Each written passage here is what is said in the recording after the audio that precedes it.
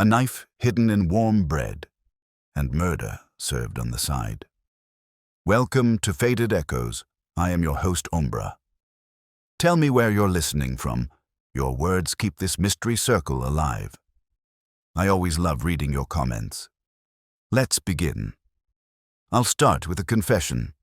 There are mornings in the brownstone when the biggest disruption is whether Fritz decides to serve the eggs soft-boiled or scrambled. That's the rhythm we live by. Wolf with his orchids upstairs, Fritz in the kitchen, and me with the paper and coffee, holding down the fort until someone with money and a problem rings the bell. This morning was shaping up to be one of those quiet ones. The phone had stayed mercifully silent, and the only urgent matter on my desk was whether the Dodgers were going to pull themselves out of the hole they'd dug. That piece ended with the kind of sound no one mistakes for a friendly, neighborly visit, the hard, deliberate buzz of the front doorbell. I've been around long enough to know when a ring has trouble wired into it. Our visitor turned out to be a tall, raw-boned fellow carrying a paper-wrapped bundle under his arm. He had the look of someone who'd wrestled with his conscience before deciding to walk up our steps, and the bundle didn't make him look any less suspicious. "I need to see Mr. Wolfe," he said when I opened the door. His voice had the grit of someone who'd been chewing on more than his share of sleepless nights. "Congratulations," I told him. "So do half the people in this city. The difference is most of them don't show up with groceries. You planning to pay him in flour or eggs?" The man's hand tightened around the bundle.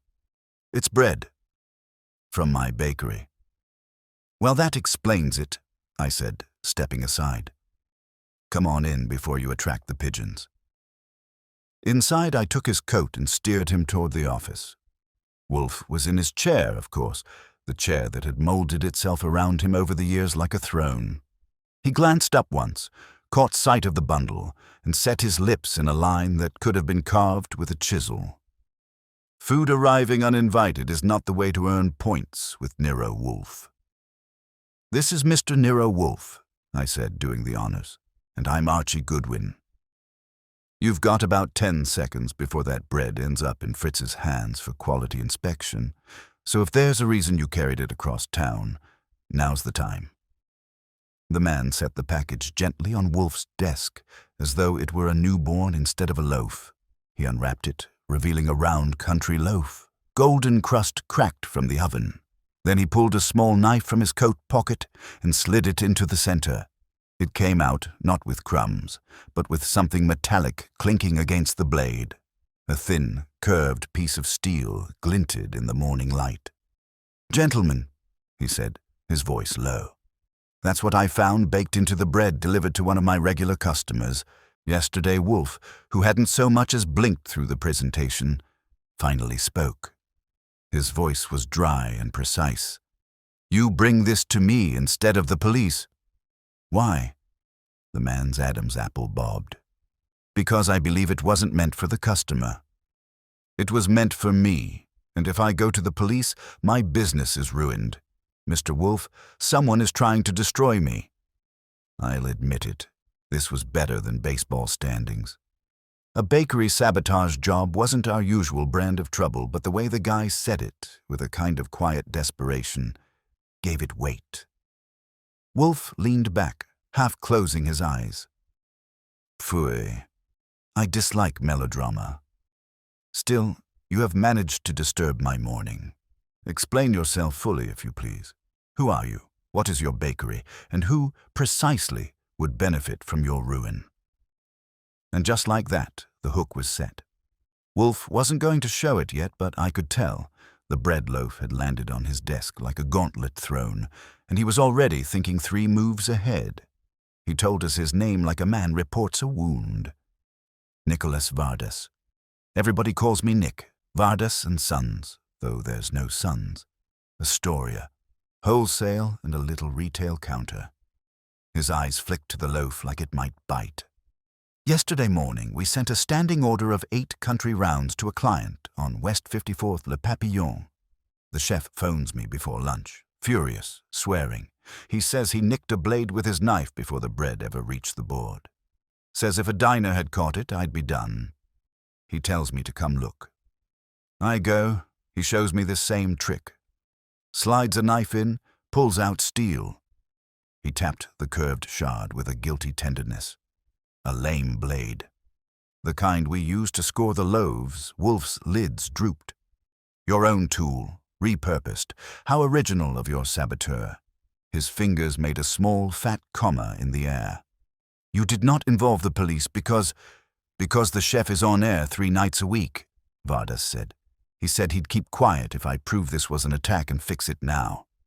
If it hits the papers as contamination, I don't recover. I've spent 20 years building that place. Describe your bakery yesterday from 4 a.m. to dispatch, Wolfe said. No wasted syllables. I took a fresh page. We mixed the country dough at 4:30. Levain, flour, water, salt. First fold at 5, second at 5:30. Round at 6. Bench rest. Shape at 6:30. Proof. Into the oven just after 7. These 8 were marked for Le Papillon. Each gets a double ear score. That's done with a lame. The blades are kept in a little tin. My head baker, Rosa Lupo, does the scoring. I fired her 2 weeks ago. Yesterday was our 2nd day without her. Wolfe's eyes opened a notch. And who replaced her? My foreman, an old German named Lenz. August Lenz handled the scoring. I made a note. Lenz. Rosa. Fired. Not subtle, but saboteurs aren't. Recruited from the Etiquette League. Inventory of your blades? Wolfe asked. We buy them by the 100. They're razor thin. We snap the ends dull. We keep them in tins. His throat moved. The tins went missing last week for a day, then turned up behind a flour bin. Other incidents? Wolfe asked. Vardas looked at the ceiling like truth might be more forgiving up there. We've had little things. A flour sack slit just enough to spill, spices mislabeled. Anise in the caraway jar, a mixer's safety latch flipped off mid-mix. Dumb stuff that slows you down and makes the staff nervous. I thought it was tension from Rosa leaving. She's got friends' enemies, I asked. Enemies, sure. We underbid Yorkville Breadworks on a hotel contract last fall. August Lenz used to work there. We've got a distributor who wanted me to switch to his flour, Gordon Pine. He took it personal when I said no. And then there's union talk. A guy named Frankie Arnold has been handing out cards by the loading dock, and he thinks I'm the devil. So, Wolfe said, a dismissed subordinate, a competitor, an offended vendor, and labor agitation. A pleasing symmetry. Who knew these 8 loaves were for Le Papillon? Anyone on the 6 a.m. board. We chalk clients and counts. It's no secret. The doorbell buzzed with a rhythm that announced it had manners and money, and both were impatient. I went. When I opened the door, a breeze of sharp cologne and sharper temper came in with a man whose coat fit like it had been tailored in a regimen.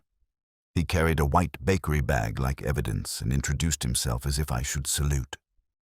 I am Chef Lucien Duret from Le Papillon. If Monsieur Vardas is hiding here, I prefer to shout in a civilized room. You're in luck, I told him. This room has civilization stacked on shelves. I brought him to the office. He didn't look at Wolfe like anyone else does. He looked at the loaf. There, he said, pointing to the crust as if it had lied to him. We slice for service, and a diner lives with a razor in his mouth. No, he set the bag on Wolfe's desk without asking, which is how you learn about people. I came because I am told Mr. Wolfe sees what others do not. You were told correctly, Wolfe said, bland as custard. Sit, chef. Duret sat without really doing it. His body perched. I am not a man of lawsuits. I'm a man of kitchens, but if one of my guests bled, I would close his bakery myself. Understood, Wolfe said. Do not thump my desk. It is not a mise en place. He glanced at me. Archie. I got plates and a serrated knife from Fritz, who came into the doorway, took one look at the loaf and the blade on Wolfe's desk, and made a noise in German that wouldn't pass the censors. Fritz reveres bread. Sabotage is to him what sacrilege is to a bishop. He glared at the chef, at Vardas, at the Loaf, and finally at me, as if I had let civilization go to seed. "Relax," I told him. "This is research." "Research," he repeated, and rolled back to the kitchen like a battleship. I sliced. The crumb was tight, the air good. It wasn't a careless product. Durate watched like a hawk who had read Escoffier. Wolfe didn't move, but you could feel the eye behind the eye. He didn't want the bread. He wanted the pattern. "No blade in this one," I said. "There wouldn't be," Durate snapped. "I brought that bag to show you we keep our bread whole until service." "Kindly don't snarl at Archie," Wolfe said. "He is immune and I'm not. Chef, you did not notify the Department of Health." "I notified no one." "I called him," he said, gesturing at Vardas.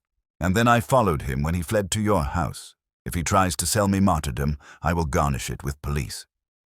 "You followed me because you don't trust me," Vardas said, heat flaring. "I came here to stop panic." "You came here to protect yourself," Durate said, "which I understand. But you will not protect yourself in my dining room." "Gentlemen," Wolfe said, and somehow the word had mass. The room settled. "Your presence disturbs my habits but has some utility. Mr. Vardas, give Archie the names and numbers for Mr. Lenz, Ms. Lupo, Mr. Pine, and Mr. Arnell. Also any driver who handled yesterday's delivery. Archie, you will summon them here at 2:30. We will not range about the city chasing crumbs and tempers when they can be compelled to shed them on my rug." "You want me to bring Rosa here?" Vardas said. "She won't come." "She will if you ask properly," Wolfe said. "You will tell her that if she declines, I shall visit her apartment at 3:30. I grinned. "That's blackmail by shoe." "It is leverage by laziness," Wolfe said. "I abhor exertion. I am willing to threaten it." Durate gave a short laugh he didn't mean to. He folded his arms. "And me, Mr. Wolfe? Am I to wait while you taste bread?" "You are to resume your kitchen," Wolfe said. "If you intended to blare this to the world, you would have done so already. You will hold. If any one of your diners so much as chips a tooth on a rye seed, you will call Archie, not the newspapers. You may deduct the cost of your self-control from Mr. Vardas's bill." Durate lifted his chin. "Very good. At 2:30 I will return, if permitted. I would like to be present when these bakers lie." "No," Wolfe said. "You will come when summoned." Too many egos in a room curdled the air. Today it will be rank enough. Durate stood, bristled, then bowed a fraction, the smallest surrender a proud man can make. He left with the precision of a man who knows doors. When the latch clicked, Wolfe looked at Vardas. "You are frightened for your business, and perhaps for yourself. Good. Fear is a fine accelerator for truth. Between now and 2:30, you will prepare a list of those with keys to your premises, those with access to your tins, and those who knew yesterday that 8 loaves would go to Le Papillon. I want handwriting samples from your chalker and any notes left in the tins, if such trinkets exist."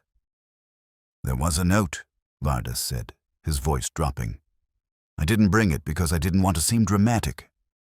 He reached into his wallet and unfolded a torn strip of brown paper. 2 words in blunt pencil.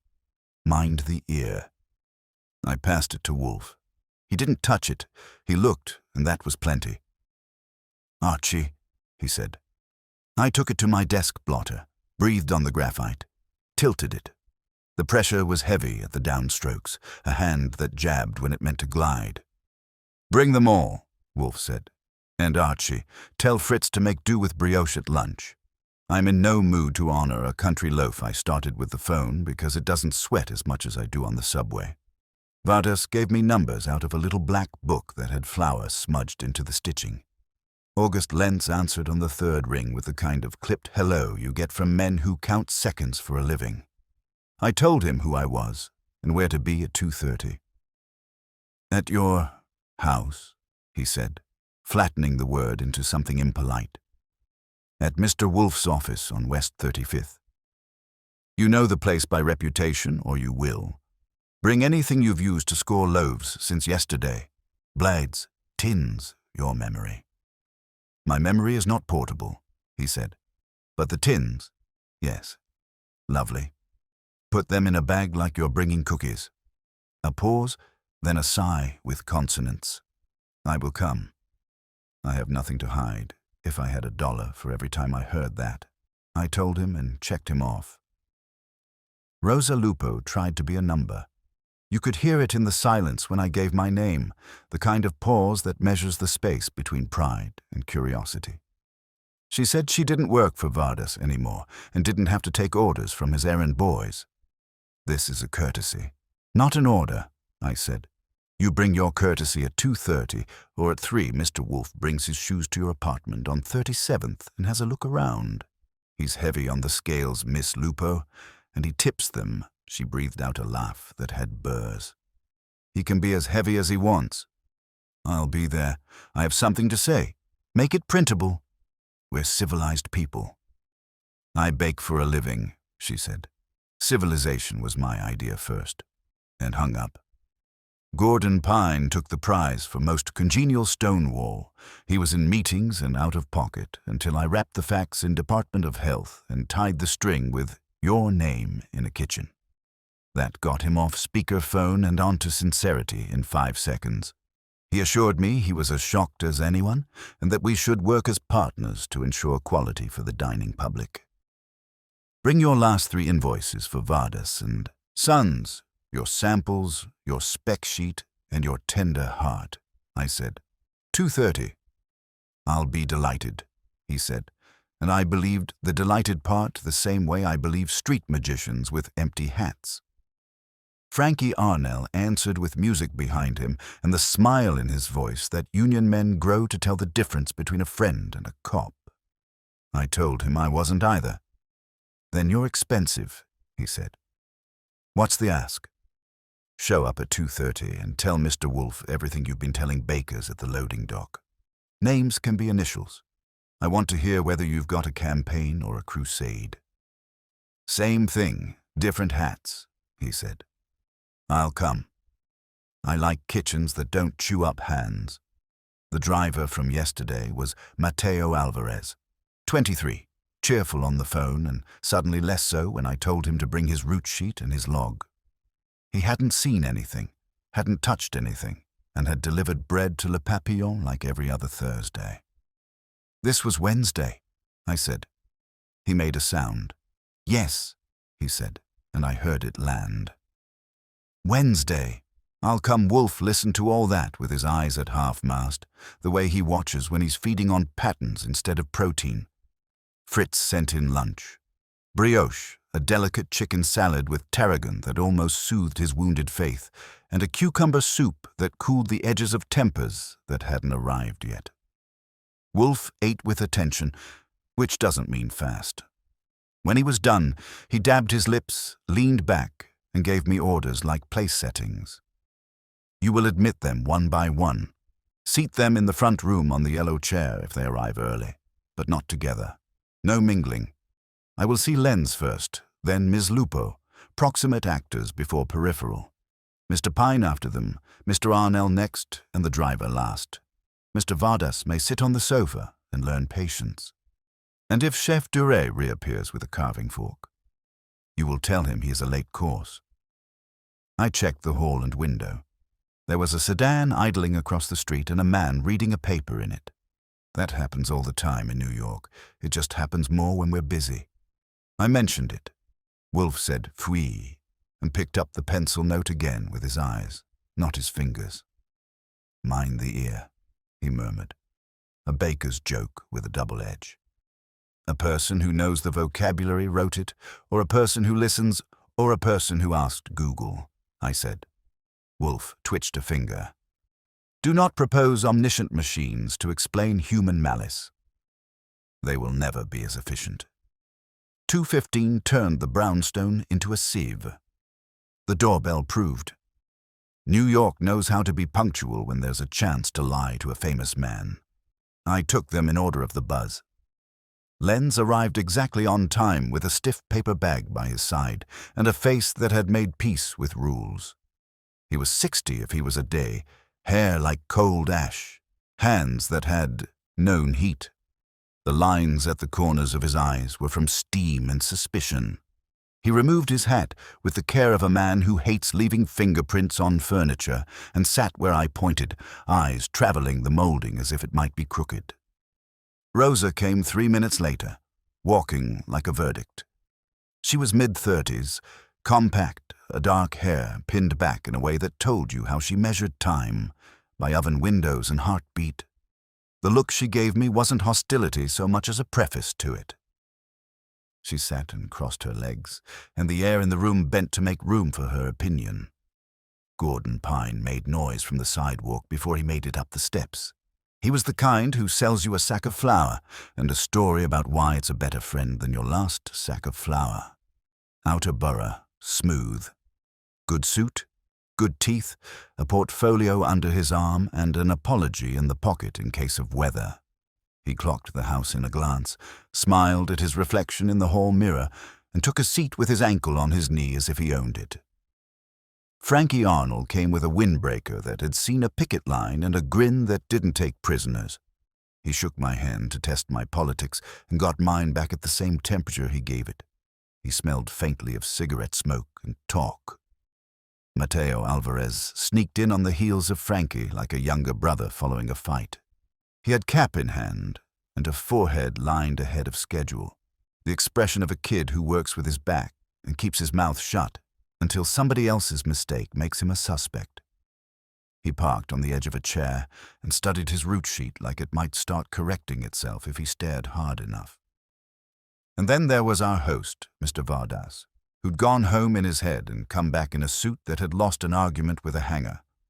He moved between the carpet and the ceiling like both were unsteady. I made them wait. That's not sadism. It's choreography. You don't let suspects season each other unless you want stew. I walked Lenz into the office at 2:30 on the nose. Wolfe didn't rise. One of the advantages of being a mountain is you don't climb to greet foothills, but he looked at Lenz with the politeness he reserves for men with craft. "Mr. Lenz," he said. "Thank you. Deposit your bag there. Mr. Goodwin will open it when required. State your name, your position, your tenure, and whether you harbor any animus toward Mr. Vardas Lenz's eyebrow flicked up like a metronome. August Lenz, foreman at Vardas & Sons. 6 years.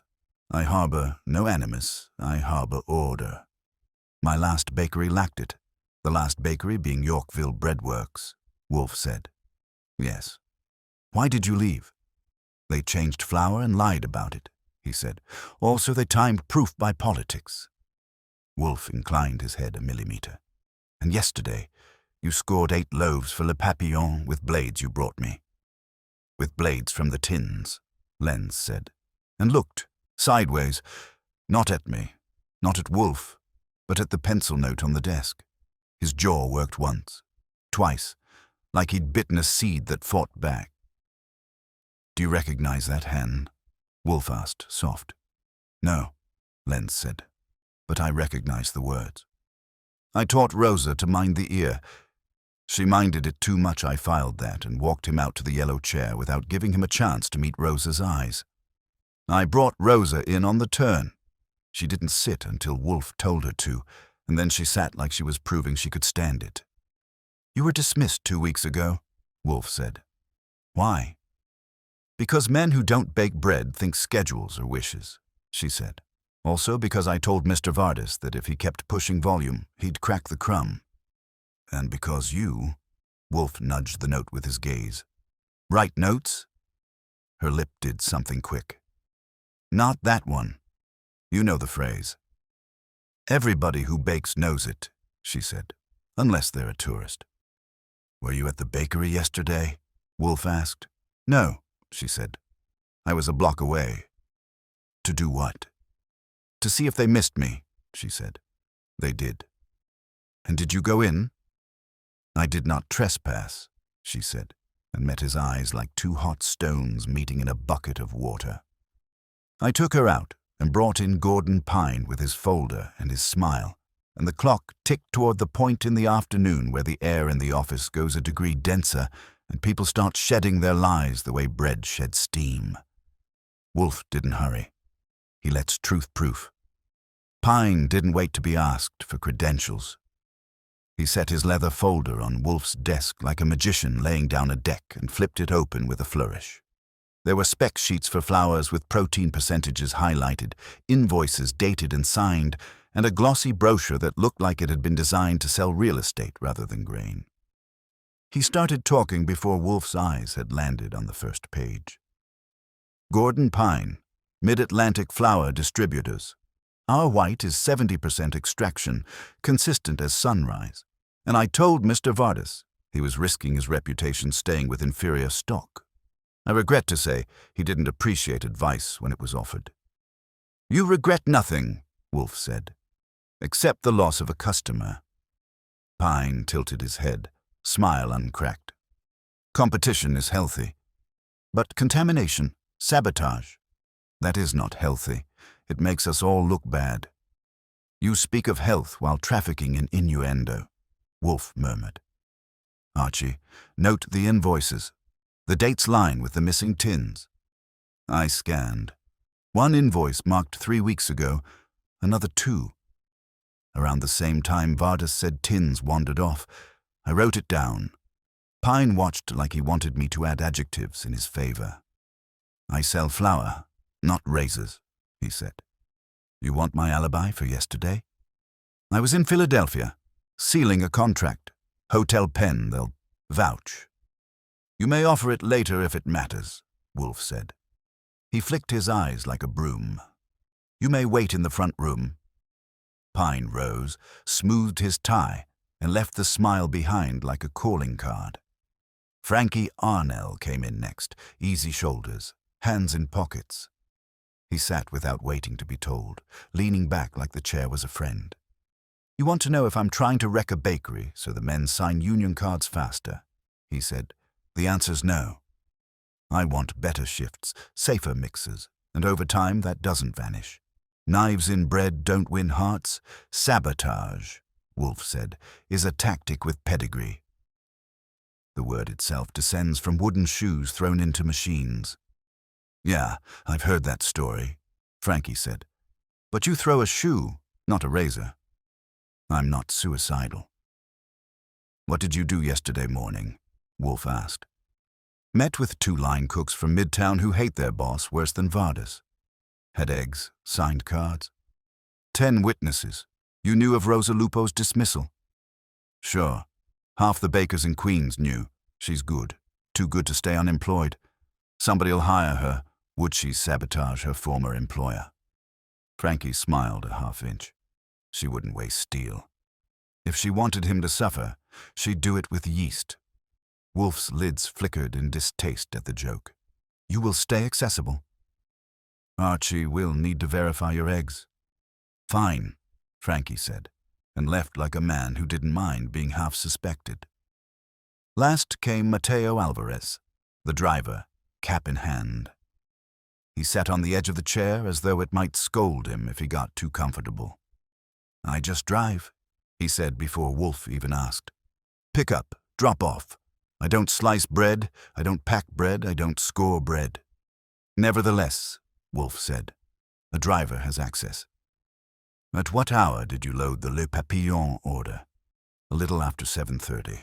We stacked by route. Those 8 loaves were in a crate with 3 rye and 2 olive. I didn't touch them except to carry who else touched them. Foreman loads. Sometimes one of the juniors. Yesterday it was Lenz. I saw him put them in.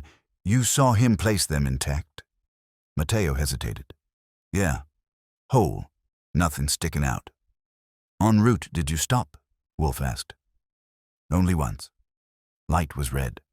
Otherwise straight to 54th. Kitchen boy took them. I signed and this note? Wolfe indicated the brown paper. Mateo looked genuinely startled. Never seen it. I don't write like that. Wolfe said, which is his way of saying maybe yes, maybe no. But he's keeping the card. I walked Mateo out and shut the door. The office was finally quiet except for the tick of the wall clock and the small, satisfied breath Wolfe drew through his nose. Vardas was still on the sofa, sweating into the cushions. "You have heard them all," Wolfe said. "Mr. Goodwin, impressions?" "They all had motives," I said. "Rosa got canned and wants payback. Lenz has history and might still have Yorkville's loyalty. Pine would love to ruin Vardas for a contract. Arnell thrives on chaos, and Mateo, well, young drivers get leaned on. Any of them could have dropped that blade." "Not chaos, Mr. Goodwin. Not all motives are equal. To risk discovery by so crude an act suggests either desperation or artless bravado. The note complicates matters. Complicates is one word, another is stupid." Wolfe sipped beer. "No, it is theatre, and theatre has an audience. The phrase, 'mind the ear,' is not written to taunt the eater of bread, who knows nothing of ears. It is written for a baker, a fellow craftsman. That is significant. So we're down to Rosa or Lenz," I said, not so hastily. "Mr. Pine listens, though he does not bake. Mr. Arnell, too, if his socializing took him to the right ears. One cannot exclude the doorbell went again. I grumbled, went, and found Chef Dure back, this time without the bakery bag. His eyes were sharper than his knives. "I said I would return when summoned," he told me, "but my patience is shorter than my temper." Has he confessed? I sighed and took him in. Wolfe gave him a look that could sour cream. "Chef, your intrusion is premature," Wolfe said. "But since you insist, you may sit. You will remain silent." Duress sat, but silent wasn't in his kit. "My diners?" "Pfui," Wolfe said. "Your diners are irrelevant. This is no longer about your reputation. It is about the intent of one hand."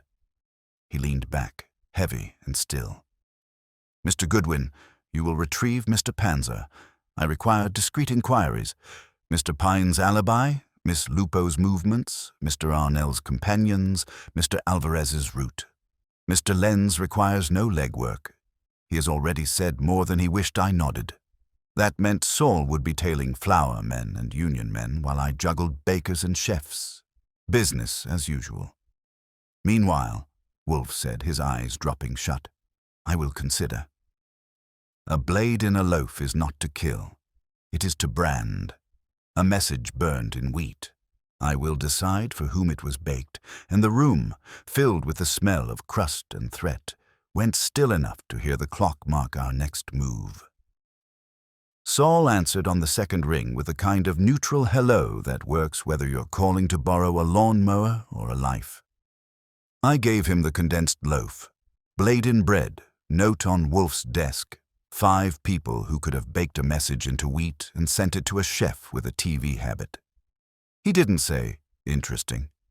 Saul doesn't waste adjectives on retainer. "Assignments," he said. "Pine claims Philadelphia, Hotel Penn. See if he was in a banquet room shaking hands or in Queens shaking tins. Rosa says she didn't trespass. Take a stroll around 37th and see who she didn't trespass with. Arnell was recruiting line cooks for eggs this morning. Find the eggs. Mateo's route was a straight shot. Check the doc at Le Papillon who signed, and whether the crate looked kissed before the kitchen boy took it. And there's a sedan across from us with a reader who loves his newspaper too much. If he leaves, follow. If he doesn't, follow anyway." "Right," Saul said. "Anything urgent enough to jog?" "Wolfe's mood," I said. "Which is a category." "Call if the flour man crumbles." I pocketed the phone and took a cab to Astoria. There are neighborhoods where the air hands you its resume before you ask. Astoria will tell you what's in the ovens by Block 2. Vardas and Sons had a front window that made a decent case for civilization. Plats and rounds and a stack of baguettes that would shame a fencing master.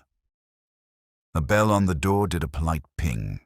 Inside, a girl with a braid like a rope and flour on her cheek gave me the look cashiers keep for cops, and for men who look like cops, even if they aren't. "Coffee?" she asked, because New York is hospitable as long as you pay first. "Later. I'm here for the chalkboard. I pointed to the far wall where a 3x5 slate listed orders in a neat hand. Le Papillon, 8 Catrai, DBL ear, under a Wednesday heading. I took out my notebook and sketched the hand. Block print, but with a lazy slant on the P's tail and the R legs. You can take a picture, she said. Pictures are for tourists, I told her. Who writes it? Depends, she said. Usually me or August. Sometimes Mr. V, yesterday. Me? She said. She didn't flinch. I wrote it at 6:15. Anybody change it? No, she said. I check before we load. If it changes, I smack hands. I'm Nina Archie, I said. Where do you keep the tins? She hesitated and then shrugged at the universe. If Mr. V sent you, fine. She led me past the counter into the back, where heat and noise shook hands with each other. The rack ovens hummed like good machinery. The benches looked like they had stories.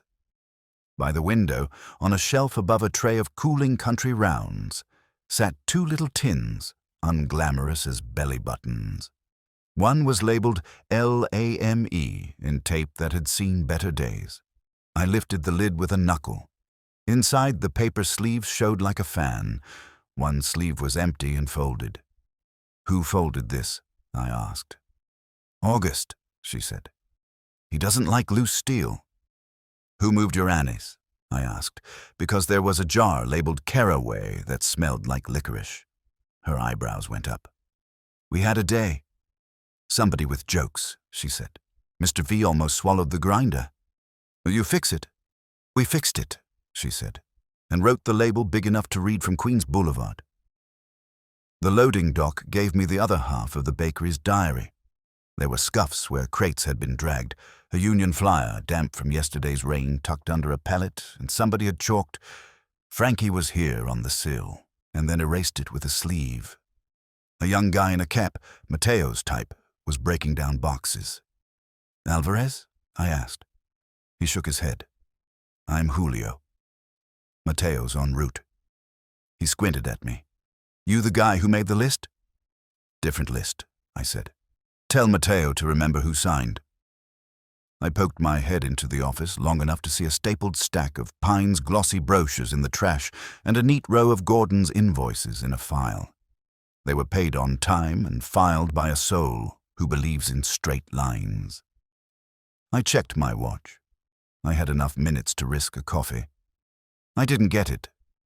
The phone buzzed before I reached the counter, and Fritz's voice had the iron filings in it he saves for emergencies and bad mayonnaise. Mr. Goodwin, he said, Mr. Wolfe requests your immediate return. There has been an adjustment. What kind of adjustment? In my kitchen, he said, as if the words themselves were a felony. Also, he paused to scrape English into proper shape. Something on Mr. Wolfe's desk is not what it was. He hung up, which meant it was worse than the mayonnaise. I took the cab back at a speed that would have distressed a meter. The sedan across the street was gone. I didn't like that. I liked what was inside even less. Fritz met me in the hall with his lips compressed into a line you could use as a level. Come, he said. And I did, past the front room where our cluster waited like mismatched chess pieces. Wolfe's office smelled faintly wrong, something sweet where there should have been paper and beer. Wolfe's eyes were open and on me. He didn't tilt his head. He didn't have to. On his desk blotter was the brown paper strip with its 2 words, and next to it the curved shard of metal that had been our guest of honor. Only it wasn't. I've seen enough steel to tell when it's lied about its past. The shard we'd been shown had a bright, clean crescent at the edge where a hand had snapped it. The one on the blotter had spots of baked-on brown, and the edge was dulled like it had gone through a proofing basket and lived to tell about it. It was a sibling, not a twin. Someone swapped your souvenir, I said. While Mr. Goodwin was indulging in ethnography, Wolfe said, voice flat as afternoon. Also, in Fritz's kitchen, Anise and Caraway have traded identities again, and the knife block has a vacancy. One paring knife. His mouth twitched at the corner. This is trespass. Subtle, yes, but trespass. Who's been where? I asked. Only those you put in my front room and Chef Durette in here, Wolfe said. No one passed beyond the office without Fritz's eye on the corridor.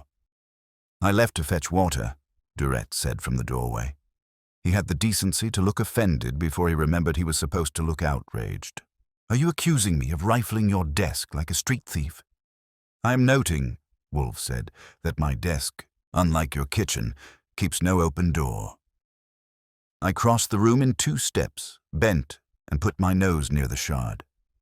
The sweet smell wasn't sugar. It was fennel.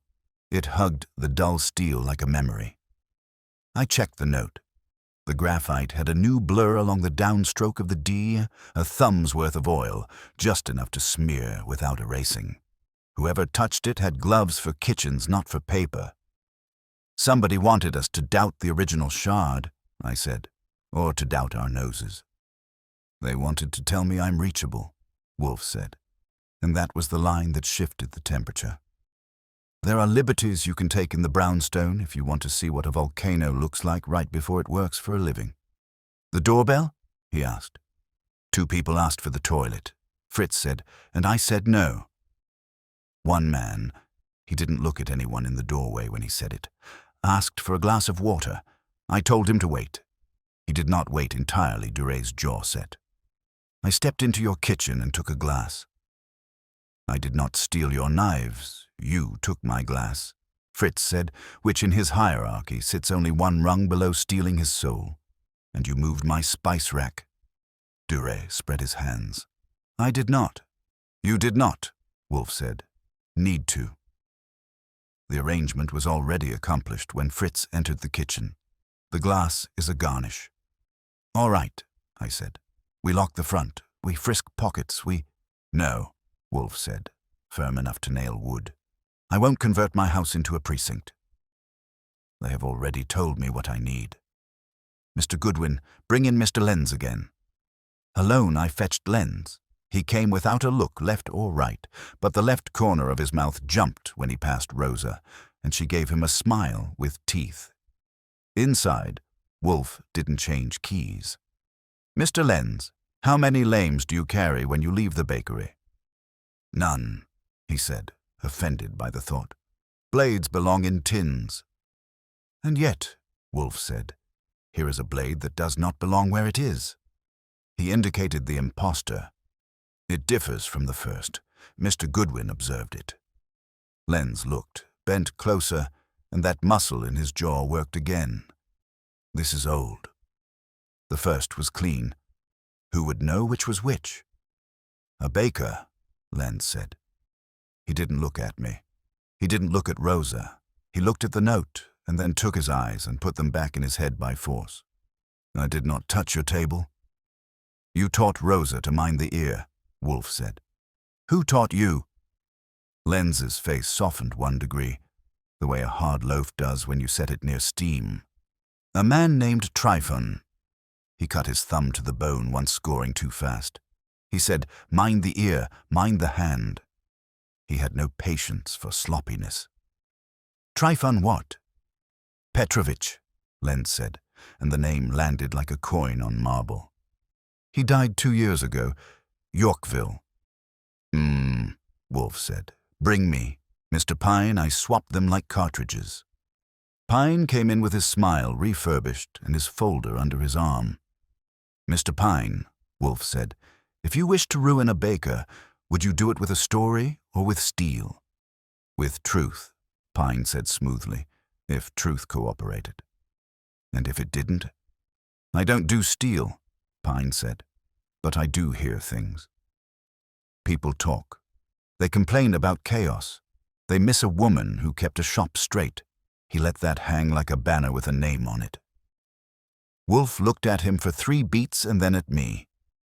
When Mr. Panzer reports, he said, we will be ready to bake our conclusion. There was the faintest ring in the hall, our phone. I went. Saul's voice was low and clean. Your flour man didn't make Philadelphia until noon, he said, and your baker who didn't trespass. She had coffee at 6:45 at a diner around the corner from Varda's, with a man she didn't want to be seen with. Name? August Lenz, Saul said. He likes his coffee black and his company complicated. I held the receiver away a fraction and watched Wolfe's eyelids not move. Saul, I said. Pine didn't hit Philadelphia till noon, and Rosa had coffee at 6:45 with our foreman who doesn't mingle. Lenz. Diner around the corner from the bakery. They didn't want to be seen, wanting to be seen. Wolfe's mouth made a shape that wasn't a smile. Very good. We will remove their wrappers. He didn't raise his voice. Mr. Lenz. I brought Lenz back in. He took his hat off like a man who respects furniture but not questions. Wolfe didn't waste runway. You omitted a breakfast, he said. Lenz's eyes flicked once, left, toward the note on the blotter like a moth toward a porch light. I eat every morning. With Ms. Lupo yesterday, Wolfe said. Lenz's shoulders settled an inch lower, which is the distance between stubborn and cot. We spoke, he said. I asked her to come back. 2 weeks after you acquiesced to her dismissal? Wolfe asked. I did not acquiesce. I disagreed. Mr. Vardas is owner. Pause. Sharp. We are short a hand who knows what she is doing. Bread is timing. With a weak hand, you miss a minute and you pay an hour. You asked her to return, privately, before Mr. Vardas would agree publicly. Wolfe said, flat. You did not disclose this earlier because you would read anything I say as conspiracy, Lenz replied, and for the first time there was heat under the ash. I do not conspire, Mr. Wolfe. I bake, and you do not trespass, Wolfe said, almost mild. Yet the trespasser here today understood more than a kitchen. He understood a baker's ear. This, he indicated the newer shard, is not the piece Mr. Vardas set on my desk. Someone believed I required a baked story in place of a clean one. Someone who knew how a blade looks after heat. That is, craft knowledge. Sit in the front room. Keep your hands where they belong. Lenz's jaw made the slow grind again. He went without a word. I swapped him for Rosa. She came in like she'd been waiting to turn a corner in a hallway fight. You had coffee with Mr. Lenz at 6:45, Wolfe said. He says he invited you back. You say. I say he wants a bakery that works, she said, and I wanted to know if he'd gotten tired of being the one who keeps it from collapsing. You lied by silence when asked earlier whether you were at the bakery. I was not in the bakery, she said, chin up. I was a block away, with a coffee, talking sense to a man who hears it sometimes. You wrote no notes for Mr. Vardas? I write schedules, not notes. Would you bake steel into a loaf for a chef to find? Wolfe asked. She blinked as if the idea insulted the physics she lived by. You don't bake steel, you plant it, she said. If anybody baked something that thin, you'd have a tunnel in the crumb. Your eyes could walk through. You saw his loaf. Could you? No, Wolfe said. Thank you. He let her think that was the end. Then, before she could stand. One more thing. At Varda's, who keeps the tins locked? They're not Fort Knox, she said. But August is fussy about sleeves. He folds them like origami, thinks it keeps the shop clean. He's not wrong, she looked at the brown strip. And for the record, I don't need to remind anybody to mind the ear. If you don't, the bread tells on you. She went out without looking at me. She didn't need a mirror. Chef Duret had been pretending to be furniture in the doorway. Pretending is not his talent. Forgive me if I do not weep for romantic bakery politics, he said. Was my kitchen's safety used as a stage today? You say the blade was clean. I say my boy nearly sliced it into lunch. Which of us is the liar? Neither, Wolfe said. Both. Sit down, chef. The phone went again. Saul didn't bother with hello. Flower Man was on Steinway at 8:10, 5 blocks from Vardas. Talked to a girl with a braid through a window, your cashier, I think. handed her a folder, left. 10:45, he met an operations manager from Yorkville Bread Works in a coffee shop on 86th. They traded nothing but conversation and a handshake. Restaurant Le Papillon's kitchen boy is named René, and he swears he didn't open a bag or a loaf. He did look into the crate to count. Chef Duret's nephew was on sauté. He has opinions. Also, your sedan belongs to a shell registered out of a mailbox on Lexington. The driver's name on paper is Peter Novick. He made a wrong turn and ended up on 35th for 2 hours. Thank you, I said. Bring your wrong turn inside if you can. I'll pry, Saul said, and hung up. I told Wolfe. Duret's mouth went thin at nephew. You imply he is compromised, he said. I imply he is a nephew, Wolfe said, which is a condition, not a crime. He tapped the blotter with his gaze. The blade was clean at Le Papillon. If planted after baking, it required a thin knife to part crumb and invite steel. We have such a knife missing from my kitchen. A jest. You are competent, chef. If you intended theater in your own house, you would not rehearse it in mine. Therefore, the jest in my kitchen was by someone who wished to parade their closeness to the craft and to my desk. Mr. Pine. I brought Pine. He brought the smile. Wolfe gave him the bare minimum of civility necessary to make English work. You called on Vardas this morning before your train to Philadelphia, Wolfe said. I stop in on customers, Pine said smoothly. I leave samples. I left a folder with that young lady who runs the front. She's efficient. She'll get them to the boss. You then met with Yorkville, Wolfe continued. Pine had the grace not to pretend surprise. They are an account. Is that illegal? It is tedious, Wolfe said. What do you know of a baker named Trifon Petrovich? Pine blinked, which is a lot for him. Old Yorkville hand. Dead a couple years.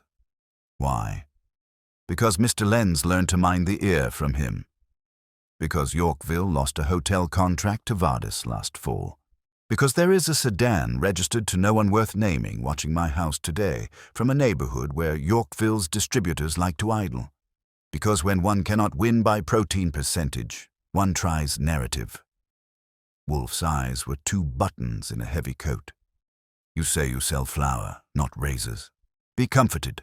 I don't suspect you of carrying steel. I suspect you of carrying talk. Who did you tell that Le Papillon takes 8 country rounds on Wednesday's double ear? Pine's hands opened, salesman wide. Archie, tell him, chalkboards aren't state secrets. Anyone in the shop can see the order. I talk to bakers.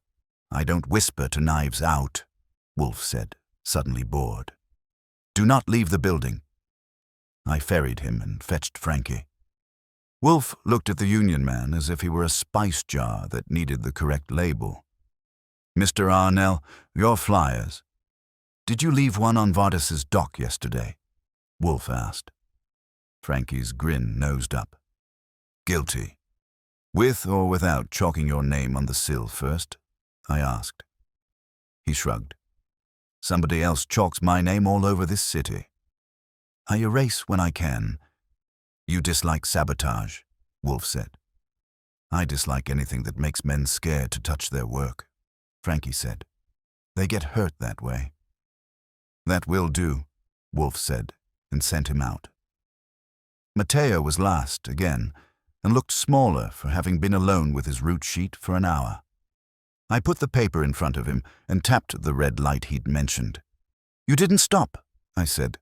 Not only at a light. He licked his lip. I ran into a deli. 2 minutes. I had to. Coffee earlier. He stopped, embarrassed by plumbing in a room with a chef in it. I left the van where I could see it. The crate was in back. 2 minutes is a lifetime if what you need is 15 seconds, I said.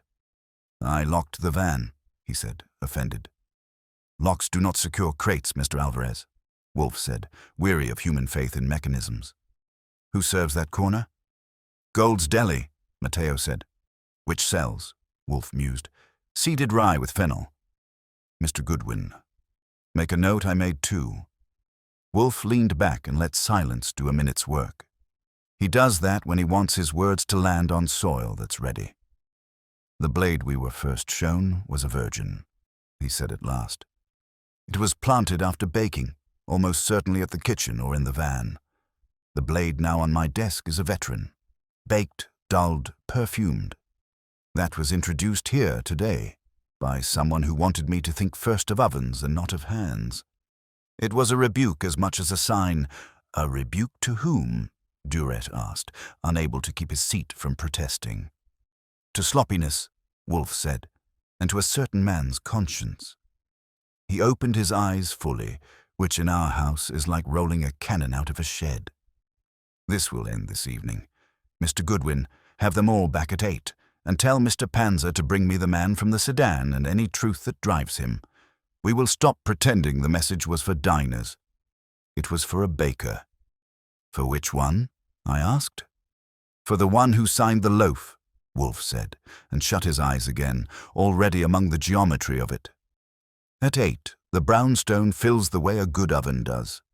Quietly, from the inside out.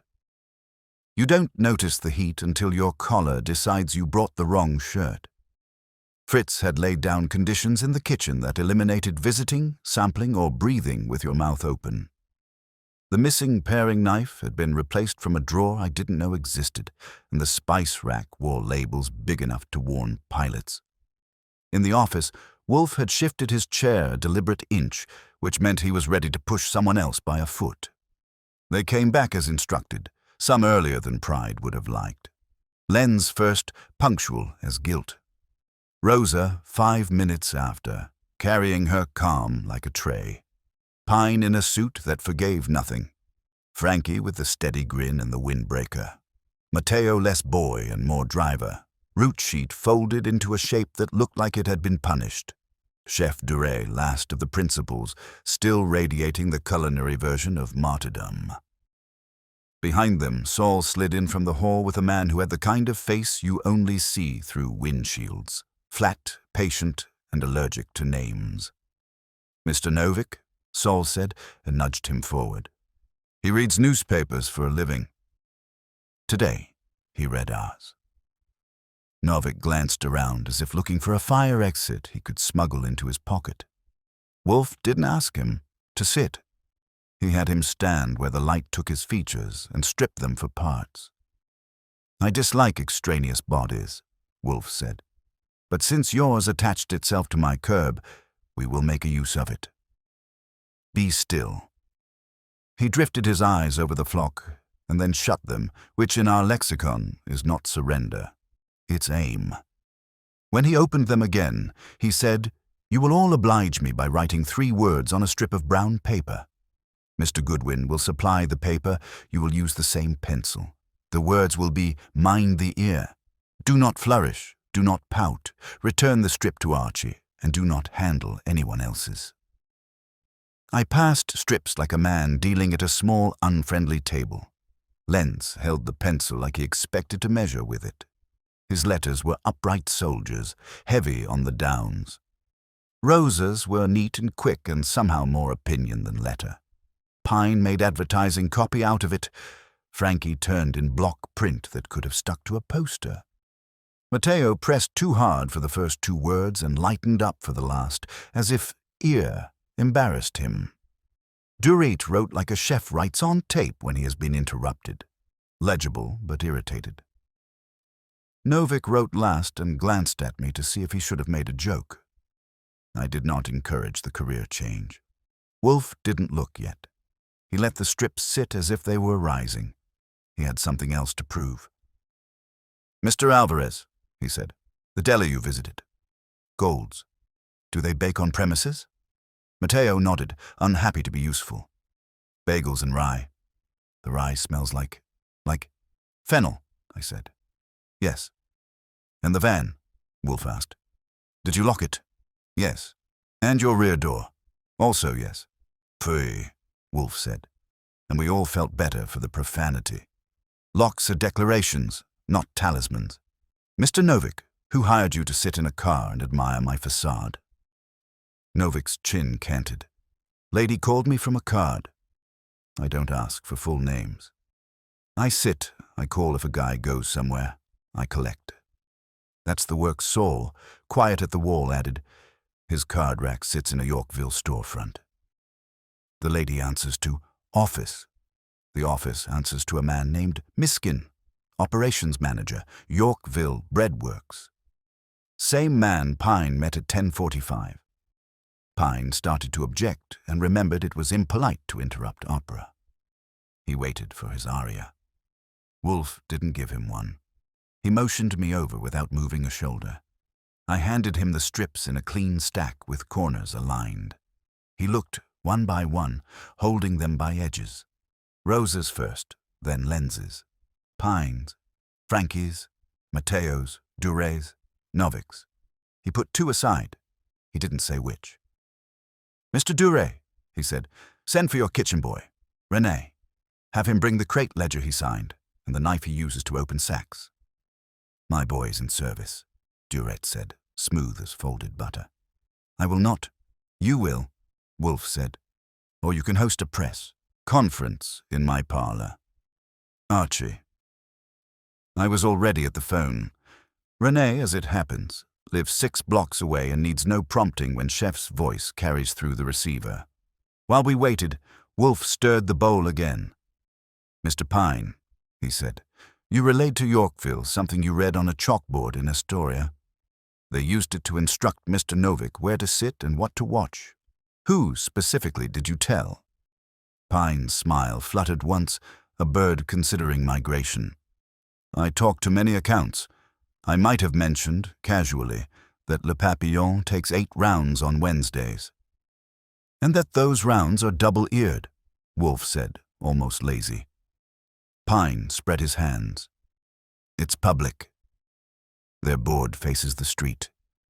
You are not on trial, Wolfe said with polite contempt. You are boring me. Sit down. It takes skill to make a man in a good suit look like a coat on a peg. Wolfe's has been honed. René arrived flustered and willing to confess to the invention of yeast. He was young, with the permanent blush good kitchens put under a skin that never sees noon. He brought a ledger and a knife big enough to scold bread. I took them and put them on the table, half a foot from the strips. You opened nothing, Wolfe said, not a question. I counted only, René said. I do not open Mr. Duré's deliveries. He would. He glanced at the chef. He would remove my head and use it for stock. Wolfe said. Mr. Alvarez left his van at Gold's for 2 minutes.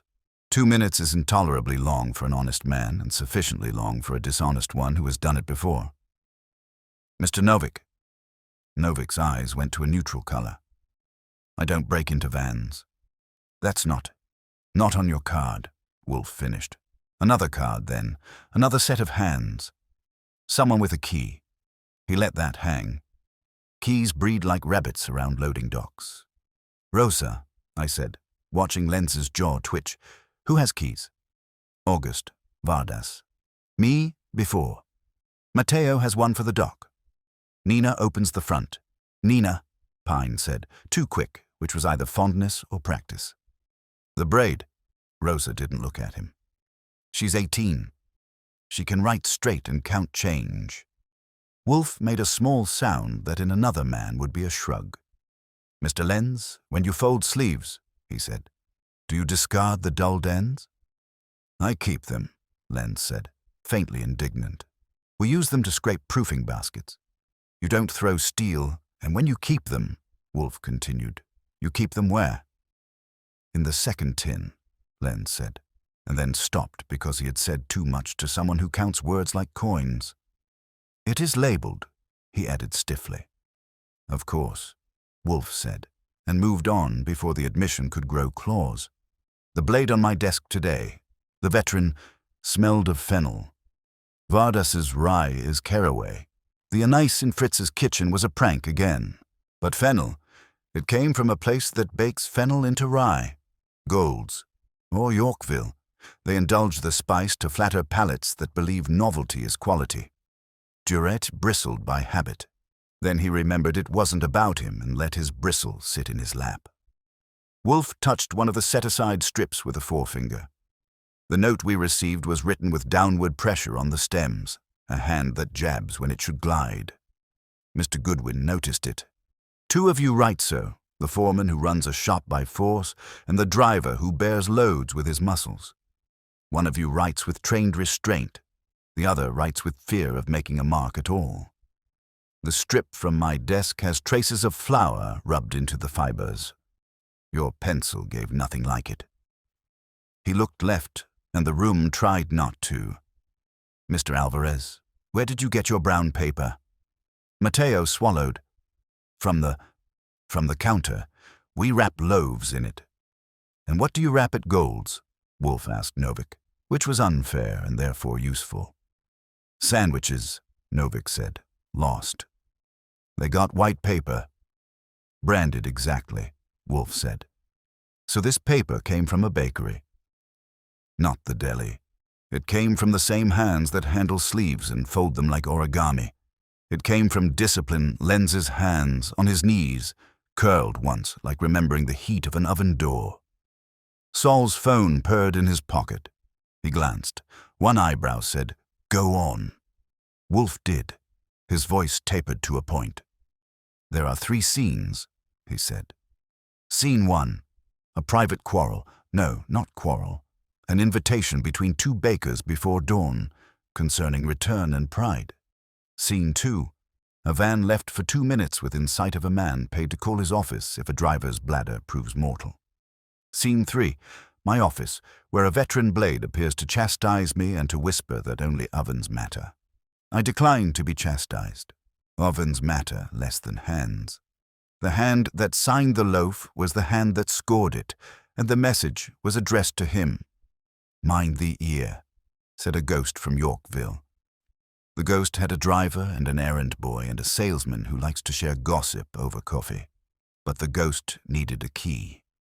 He turned his head, slow as a clock. Mr. Lens, do you still have the key you gave Nina when you asked her to open early on Mondays? The room stopped breathing. Lens didn't blink. When he finally spoke, the words were ground fine. I do not give keys to children. Rosa's laugh was one note, without humor. She's 18, August. And she didn't plant a blade.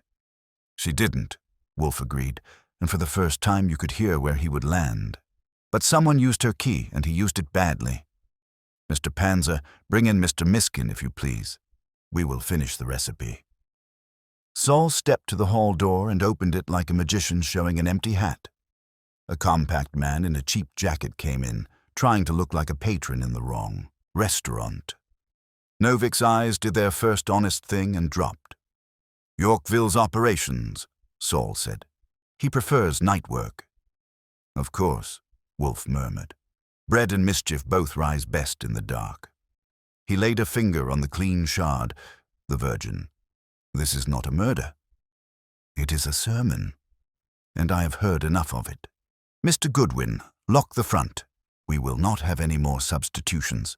We are about to instruct a foreman in the meaning of signature.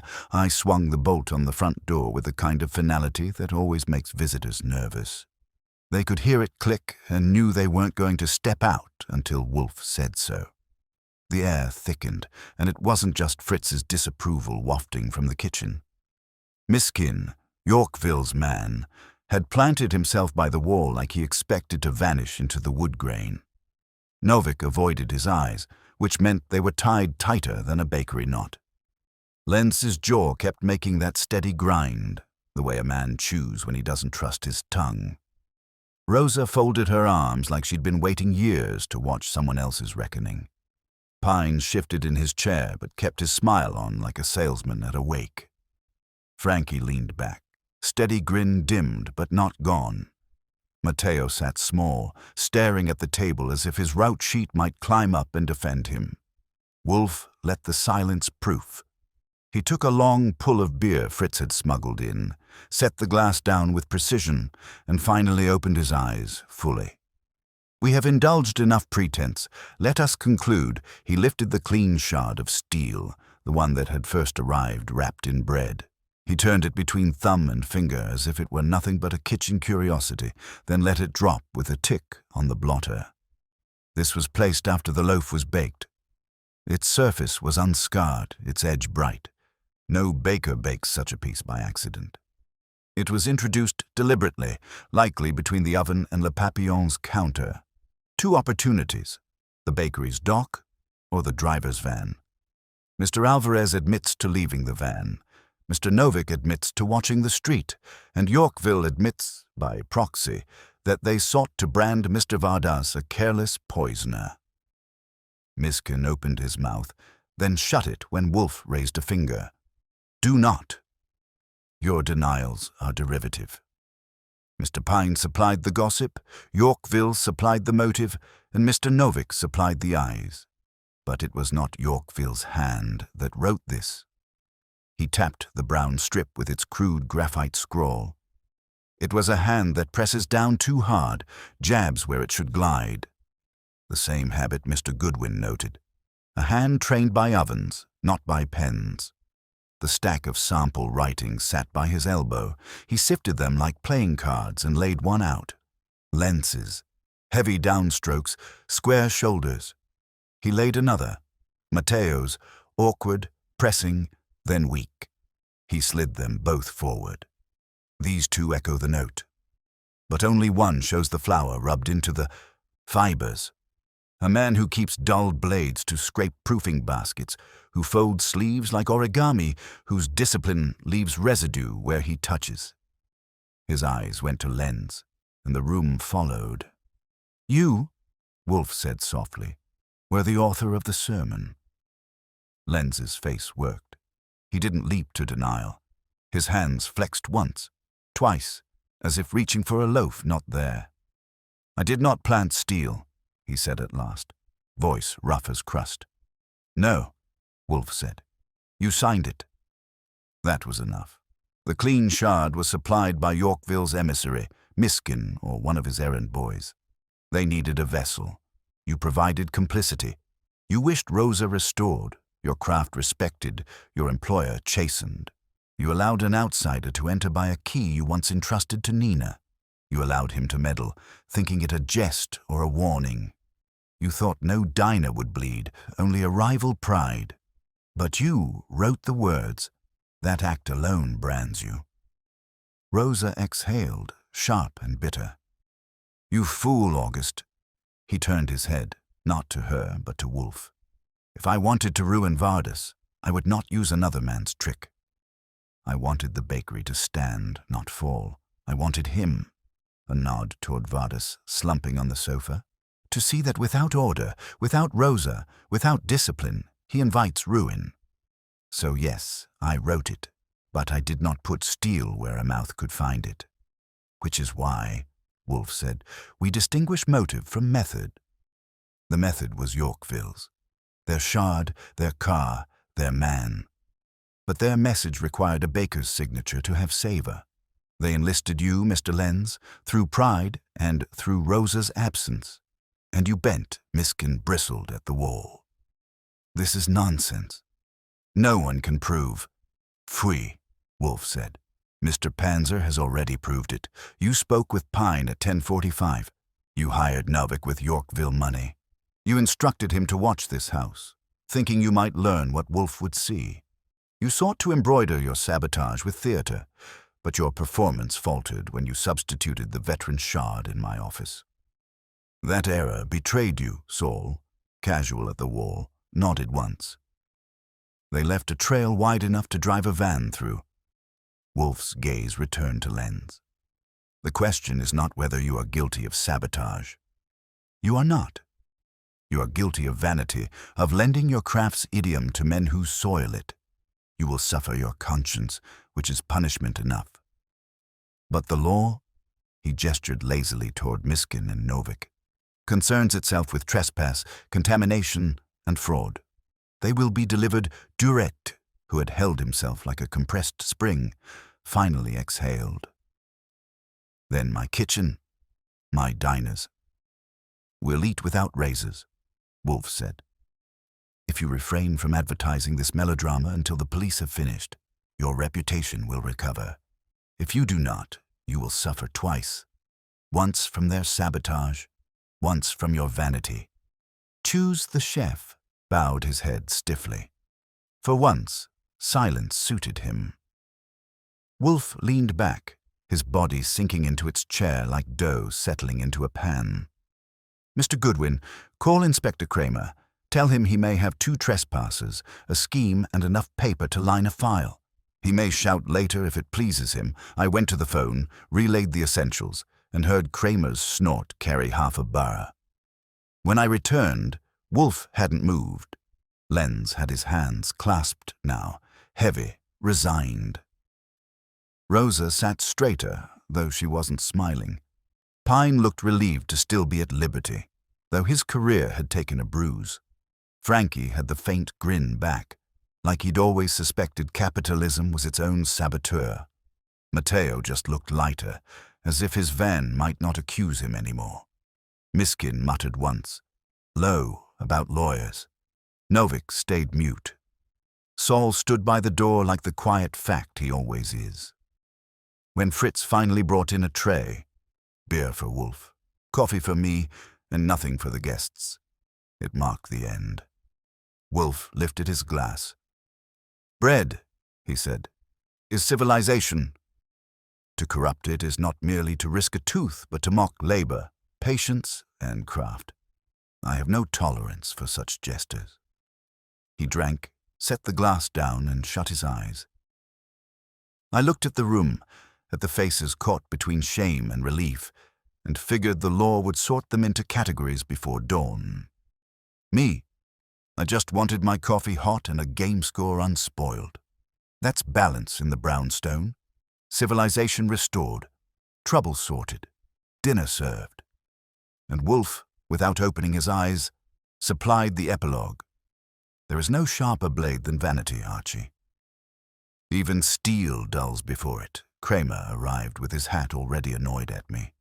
He doesn't knock like a guest. He enters like a subpoena. The office took his bulk and his cigar in one swallow. He scowled at the congregation, counted categories: chef, flower man, union, driver, foreman, fired hand, stranger with a windshield face, and gave me a look that wanted a dumb version on one page. Tell me this isn't food poisoning, he said. It's food theater, I told him. Sabotage for brand management. No deaths, only vanity. That's worse, he said. Dead men can't hire PR. Wolfe pointed a finger, which is the closest he comes to waving. Inspector, the essentials, Yorkville Breadworks, under pressure from a lost contract and armed with gossip from a loquacious distributor, chose to injure a rival by planting a razor-thin blade in a loaf after baking. The vessel was a delivery to Le Papillon. An operative, he did not trouble to look at Miskin, engaged a driver-watcher to time a 2-minute absence and slip a shard into a crate, to suggest the fault lay in ovens, not in hands. The same faction, or their ally, added a baked veteran blade to my desk this afternoon, a theatrical nudge. That ally is not a thug. He is a foreman who allowed his craft to lend menace to a message. The note was his. The steel was not Kramer, swung to Miskin.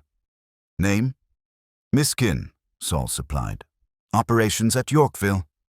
He hired the reader out of a storefront on 86th. Paid in cash from a Yorkville petty cash envelope he didn't know I could read upside down. Kramer gave Miskin the kind of smile our city reserves for rats who flunk the sewer exam. You're under arrest for criminal tampering, conspiracy, trespass, and anything else I remember on the ride downtown. He turned the smile a notch to Novik. You too, 4 eyes. Novik lifted his hands halfway, looked at Saul, looked at me, and decided the floor wasn't going to open. I didn't touch a loaf, he muttered. You touched a curb, Kramer said. You'll like the bench better. Uniforms materialized from the hall like a conjurer's finale. While they relieved the brownstone of 2 bodies, Kramer ambled to the desk and nudged the clean shard with a knuckle. This one? He asked. That is the post-bake plant, Wolfe said. If you wish corroboration, check the deli on the corner of Steinway and 34th. They sell fennel rye. The veteran blade that appeared here was scraped in a proofing basket used by people who like new ideas more than good bread.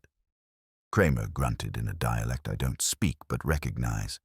He checked the little stack of handwriting strips. What am I looking at? Evidence of a sermon, Wolfe said. Our foreman writes like a man who uses pressure to make the world obey. Our driver writes like a boy who fears to mark paper. The note jabs and carries flour in its fibers. The driver does not handle sleeves. The foreman does Kramer's eyes cut to Len's. You part of this? Len's didn't flinch. I wrote 2 words to a man who needed to hear them, he said. I did not put steel where a mouth could find it. Kramer's snort filed that under to be shouted at later. He turned to Pine. And you? The gossip conduit? Pine spread his hands, half surrender, half brochure.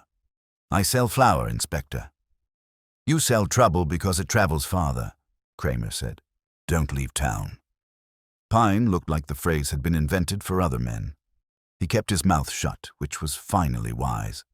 Chef Duret had found a place to stand where his dignity could see him in profile. He cleared his throat and believed he had a right to speak. Inspector, my diners will eat, Kramer said. You'll keep your complaints to a statement and your nephew's mouth off the phone. You blow this up in the papers before my men write it down. I'll eat in your kitchen for a month and send you the bill for my time. Understood? Duret bowed a degree, which for him is assent and an apology to his ancestors. Rosa had watched it all with the stillness of someone deciding whether to pick up a life that had rolled under the counter. She looked at Vardas. You going to fix your bakery? Vardas seemed to finally arrive in his own body. I'm going to fix what I broke, he said, hoarse. He didn't look at Lenz. He looked at Wolfe. Mr. Wolfe, your fee. Whatever you ask, if you'll put in writing what happened and what didn't, and if you'll say that my bread is clean. My word is not a mop, Wolfe said, but I will sign a factual account of what I have seen, and Mr. Goodwin will deliver it to your chef and to the Department of Health. My fee, he added, closing his eyes halfway, is 10,000. Vardas blinked like flour in his eye. 10. Bread, Wolfe said, is not cheap where I buy it. Frankie's grin surfaced. You'll pay it, Nick, he said not unkindly, and you'll pay Rosa. And you'll buy 2 more tins and stop folding sleeves like origami. Union's not a firing squad, Rosa said, shooting Frankie a glance with enough amperage to discourage triumph. But safety is not decoration. If I come back, it's to run the floor. Vardas nodded, something loosening in his shoulders. Run it. Lenz swallowed once, and it hurt to watch. He set his hat on his knees like a confession. I'll go, he said. No, Rosa said, not soft and not cruel. You'll stay. You'll take my orders for 3 months and not break. If you can do that, you get your pride back. He looked at her, at the floor, at his hands. I can do that, he said, which was the only thing worth saying. Mateo sat up. Am I? You are to stop taking 2-minute miracles without a witness, Wolfe said. Put a chain on your rear door and your bladder on a schedule. That will be all. Kramer closed his notebook, which meant he'd filled a page pretending he didn't already know how he'd write the report. He ground the cigar in his teeth and gave Wolfe a look that tried to decide whether he was grateful. You had to make it about bread, he said. It couldn't be stolen jewels or a body in a barrel. Jewelers, Wolfe said, do not nourish civilization. Kramer breathed through his nose in an arrangement that meant he'd heard enough philosophy. He nodded at Saul, the rare salute, and then at me. If any of your new friends here think of running, call me before they get to Jersey. He planted his hat, collected his trespassers, and departed with the sound a city makes when order remembers how. The front room thawed a degree. People stood who had forgotten they could. Pine made for the door like a man who had to go write a memo about ethics. Frankie shook Rosa's hand and made a circle with Vardas about breaks, and over time that looked, for once, like an adult conversation. Chef Duray paused in the doorway and looked back at Wolfe. "You were right," he said. "I am vain." "You are a chef," Wolfe said, as if that were a diagnosis. "Be vain about your beurre blanc, not your outrage." Duray gave the smallest, most honest smile I'd seen from him, bowed that degree again, and left. Fritz appeared, armed with a tray that restored my belief in happy endings. Beer for Wolfe, coffee for me, and a plate of toasts spread with something that smelled like an apology accepted.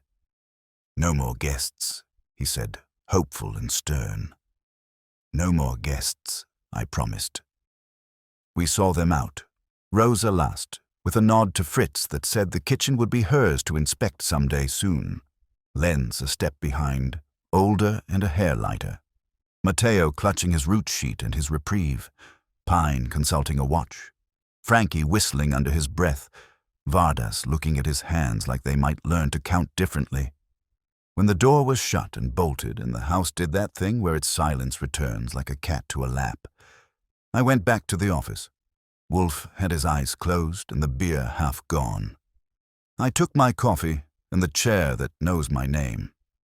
"You realize," I said, "that we just saved a bakery and charged them the price of a small truck." "We charged them the price of learning," Wolfe said. "It is never cheap." I thought about flower sleeves, swapped jars, a chef's impatience, a foreman's pride, a car watching our curb, a boy counting loaves and not touching, letters ground into paper with flour in their fibers. Civilization, in other words, with a nick in it we had filed smooth. Out on 35th, someone honked the way New York says evening, and the brownstone breathed. "Fritz," Wolfe called, without raising his voice, "you may serve." And for the first time all day, I remembered I was hungry. Dinner that night tasted the way civilization feels when it remembers its manners. Fritz brought cold poached salmon with dill and a salad that snapped like it had read a book on posture. Wolfe paid the plate the same kind of attention he'd given the blade, which is how you know balance had been restored. After, he tucked into his chair with the slow, satisfied drop of a man who has filed the world to an acceptable tolerance. I took the desk, rolled a sheet into the machine, and waited for his dictation. The brownstone had shed its visitors and their fragrances. What lingered was paper, beer, and a ghost of fennel that the night air would erase. "Mr. Goodwin," he said, eyes closed, "we will begin with the account for the Department of Health. Be exact. No adjectives. That's how my evenings go when the city has tried to make a fool of itself." I hit the keys and he gave me the bones. Dates, times, names, the vanilla facts that inspectors chew without tasting. He didn't sermonize. He stated Yorkville's emissary, the hired watcher, the 2-minute absence, the post-bake shard, the veteran blade in our office and what it meant, the note's hand, the list of who touched what and when. I put in commas where the law prefers them and made 2 carbons. He had me address one to the chef and another to the city. The third would go to Vardas in the morning with a bill that would remind him that learning isn't wholesale. When I finished, he grunted, which in our tongue means good enough to entrust to the world. I slid the papers into envelopes and stacked them. The phone didn't ring. That's when you believe quiet is a substance, not an absence. At 9, he went up to the orchids. It's an article of faith in our house that on the hour he disappears to the plant rooms the way monks go to chant. I collected the glasses, checked the bolt, and took a slow walk past the front room where 3 chairs still remembered the shape of people who had tried to tilt the afternoon. On the hall table, under the mirror that flatters no one, Saul had left his bill with the economy I admire. 4 hours, 2 coffees, 1 wrong turn extracted, miskin delivered, worth every nickel. In the morning, the mail brought its own neat epilogue. A basket sat on the stoop when I opened the door at 8. A round brown paper seal, a cloth napkin the color of sanity, and 3 loaves that would have made a lesser house forgive all sins. 1 country brown with an ear that sang, 1 olive batard, 1 brazen little rye that smelled of caraway and nothing else trying to be clever. There was a card. Not a plea, not a poem. Vardas and Sons, thank you. Underneath, in a script that made the paper sit up straight, Rosa Lupo, head baker. I took it to the kitchen where Fritz inspected like a customs officer. He pressed Anage with a fingertip, sniffed the crumb through the crust, and permitted himself a word. At last. Wolfe will want to pretend he doesn't eat gratitude, I said. He will eat this, Fritz said, because it is bread. Wolfe did at lunch with butter that could have negotiated a treaty. He didn't speak about the basket until he could do it without sounding human. Then he said, "We will pay for the loaves." And I said, "Sure," and walked the 1-inch plank between sentiment and policy. He dislikes being indebted. He dislikes more being anyone's mascot. Before noon, Chef Duré's boy came with a ledger stamped "Received" and a note in the chef's hand. Less irritated now, in which he acknowledged the facts and promised discretion pending Kramer's pageant. He included, because vanity needs exercise even on a leash, a voucher for dinner. Wolfe eyed it like it contained strychnine and told me to file it under things we will never redeem. I put it in the drawer and did not make room. Kramer phoned mid-afternoon to blow smoke through the handset and confirm what he had already decided. Yorkville's man had not learned to like the words tampering and felony. Novik had hired a memory and found it insisted on receipts. The deli man remembered a young fellow with keys, not a crowbar. The shard got logged, the ledger notarized, and the case would walk on its own legs. "Your foreman," Kramer said. "I'll leave him to his conscience unless his conscience needs a kick. My file says he wrote the note. My gut says he'll pay in sweat." He hung up with a grunt that translated meant thanks without the flowers. Midweek, Pine called to offer a lecture on marketplace ethics disguised as an apology. He'd like to be kept off any narrative that made him sound like a conduit for trouble. I told him narratives are like flour. You can sift, but lumps have a way of reappearing. If he wanted to improve texture, he could start by minding the mouths he fed. He laughed the kind of laugh that hopes to be remembered as charm and promised to stop reading chalkboards out loud. Frankie dropped by with his grin and a sheet of paper that wasn't a contract yet but wanted to be. Breaks, shifts, gloves that fit, a safety check on mixers twice a day. "You can build the best bread in the world," he told me, leaning on my desk. "But if a kid fears a blade more than a boss, you lose 2 bakers and a finger." He left the paper for Rosa and didn't pretend it was a crusade. Sometimes labor is just arithmetic. The only other intrusion was Len's. He came alone the next evening when the light made the brownstone look like a memory. He didn't ring like a man asking permission. He rang like a man knocking on his own chest. I took him in. He stood in front of Wolfe and held himself the way I've seen him hold a peel. Steady, sure, a little singed. "I came to say, I will mind the ear," he said, "and the hand, and the mouth." He glanced at me. "That is all." Wolfe regarded him for 2 beats. "Do so," he said, and no sermon ever earned a better amen. After he left, we fell into the shape the house recognizes. Fritz's soup made an argument for the existence of mercy. My chair remembered me. Wolfe allowed a book to volunteer its first paragraph and then permitted it the rest. I had the ball game on low enough that it hardly dared announce when our boys finally strung 2 hits together. It was nothing and it was everything. You could say nothing happened that day. No shot fired, no blood spilled, no diamonds recovered. You could say we merely sifted a kitchen's worth of vanity and pride and found the clump that would have ruined a mouth if it had found one. But I've seen enough to know these are the days that hold the city together. A driver who learns 2 minutes is a lifetime, a chef who keeps his outrage for his sources, a salesman who counts to 10 before he spreads a rumor, a foreman who signs with his work instead of a pencil, a baker who writes her name under head. When I told Wolfe that, he looked at me through his lids and let the corner of his mouth admit something rare. "Sentiment, Archie," he said, a thin blade. "Mind it." "I do," I said. "I keep it where it does the least harm."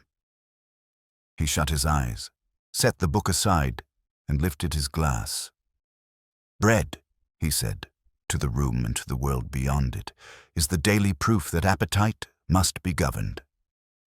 Without governance, you don't get a loaf. You get paste." He drank and didn't add a word. I listened to the city breathe, to the keys cool on my desk, to the house settle its weight. Somewhere in Queens, a chalkboard listed 8 rounds for a Wednesday, and a hand wrote it without jabbing. I decided that was as good a score as any, and turned the ball game up 3 notches, in case civilization wanted a soundtrack. The brownstone had folded back into its rhythm. The orchids upstairs breathed their expensive silence. Fritz was hammering the stove into obedience for tomorrow's lunch, and Wolfe had committed himself to the chair as if the world outside had never intruded. That's the trick, making chaos come and go without ever shifting the lines on his rug. The case itself had walked out the door with Kramer's uniforms, Miskin and Novick in custody. Pine left to patch his bruised reputation, Rosa back in a kitchen that now had the right name over its ovens, and Lentz burdened with the kind of guilt no inspector needs to write down. Even Matteo had a future measured not in miles, but in minutes. 2 of them, to be exact, never to be wasted again. Frankie had secured promises that would make dough rise without hands bleeding. Durette had a dining room safe from razors, and his pride pressed flat, though not punctured. Wolfe didn't talk about it unless prompted, which I took as my invitation. "Not bad," I said, sipping coffee. "You saved a bakery, a chef, and a driver's bladder. Civilization gets to keep bread without steel garnish. That's worth your fee." His eyes stayed shut, but the voice came out smooth. "Puis, civilization saves itself by the hands of those who respect their craft. I merely removed the impostors who thought vanity could substitute for discipline." "That's one way to put it," I said. "Another way is you spotted that the shard wasn't baked. The note was written by a hand used to flour, and the whole mess was less about killing than about pride. Which makes me wonder, did you take this case just because a loaf dared show up on your desk?" He opened his eyes a slit. "It is intolerable, Archie, to have food defiled and then paraded under my nose as if it were clever. Whoever believes a kitchen is a stage for farce deserves to be humiliated." That is all, I grinned. "Well, you humiliated them. Yorkville won't recover quick, Pine will talk less, and Lenz will fold sleeves without folding sense. Rosa runs the place, and Vardas. He'll think twice before treating his shop like a ledger instead of a livelihood." Wolfe raised his glass. "If he does not, he will collapse. Bread does not forgive." He drank, and the subject was closed. That was the end of it. No headline screamed, no one died, and the world went on needing breakfast.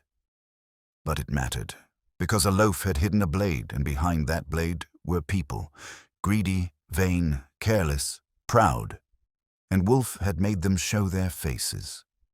When I typed the last line in my notes, I left the page on my desk with a smile of my own.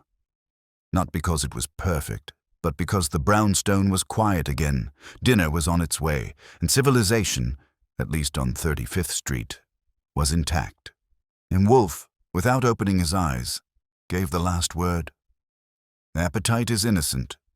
Pride is not. Mind the ear, Archie. Always the ear.